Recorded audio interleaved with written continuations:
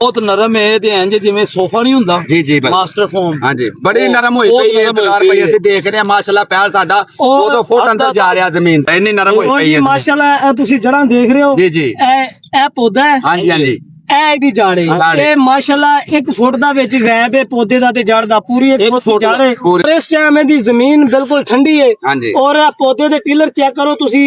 ਔਰ ਮਾਸ਼ਾਅੱਲਾ ਇਹ ਫੁੱਟ ਬਹੁਤ ਜ਼ਿਆਦਾ ਕਰ ਰਿਹਾ ਹੈ ਹਾਂਜੀ ਮਲਕ ਸਾਹਿਬ ਜ਼ਮੀਨ ਦੇ ਅੰਦਰ ਤੁਸੀਂ ਚੱਲ ਰਹੇ ਹੋ ਤੁਹਾਨੂੰ ਕੀ ਮਹਿਸੂਸ ਹੋਇਆ ਹੈ ਕਿ ਜ਼ਮੀਨ ਨਰਮ ਹੈ ਸਖਤ ਹੈ बहुत नरम है ते इंज जिवें सोफा नहीं हुंदा ਜੀ ਜੀ ਭਾਈ मास्टर फोम हाँ जी बड़ी नरम हुई पई है दीवार पई ਅਸੀਂ ਦੇਖ ਰਹੇ ਹਾਂ ਮਾਸ਼ਾਅੱਲਾ ਪੈਰ ਸਾਡਾ 2 ਫੁੱਟ ਅੰਦਰ ਜਾ ਰਿਹਾ ਜ਼ਮੀਨ ਤੇ कितना कितना और आ देखो नरम है और बूटा पट्टा है तो थल्लो पूरी जड़ा समेत इन्नी जमीन नरम है हाँ जी हाँ जी तो पूरा थल्लो एंड जड़ा तिकरा बूटा बूटा आ गया माशाल्लाह ਇੰਨੀ ਨਰਮ ਹੋਈ ਪਈ ਹੈ ਮਾਸ਼ਾਅੱਲਾ ਇਹ ਤੁਸੀਂ ਜੜਾਂ ਦੇਖ ਰਹੇ ਹੋ ਜੀ ਜੀ ਇਹ ਪੌਦਾ ਹੈ ਹਾਂਜੀ ਹਾਂਜੀ ਇਹ ਇਹਦੀ ਜੜ ਹੈ ਇਹ ਮਾਸ਼ਾਅੱਲਾ 1 ਫੁੱਟ ਦਾ ਵਿੱਚ ਗੈਪ ਹੈ ਪੌਦੇ ਦਾ ਤੇ ਜੜ ਦਾ ਪੂਰੀ 1 ਫੁੱਟ ਜੜ ਹੈ ਪੂਰੇ ਇਹ ਸੈਯਦ ਬਾਬਰ ਹੁਸੈਨ ਬੁਖਾਰੀ ਸਾਹਿਬ ਦਾ ਫਾਰਮੂਲਾ ਹੈ ਇਸ ਜ਼ਮੀਨ ਤੇ ਐਪਲੀਕੇਸ਼ਨ ਹੋਈ ਨੂੰ ਅੱਜ 10 ਦਿਨ ਹੋ ਗਏ ਨੇ ਜੀ ਜੀ ਭਾਈ 10 ਦਿਨ ਦੀ ਐਪਲੀਕੇਸ਼ਨ ਦੇ ਅੰਦਰ ਇਹ ਪੌਦਾ ਜਿਹੜਾ ਅਸੀਂ ਇਸ ਜ਼ਮੀਨ ਚੋਂ ਉਖਾੜਿਆ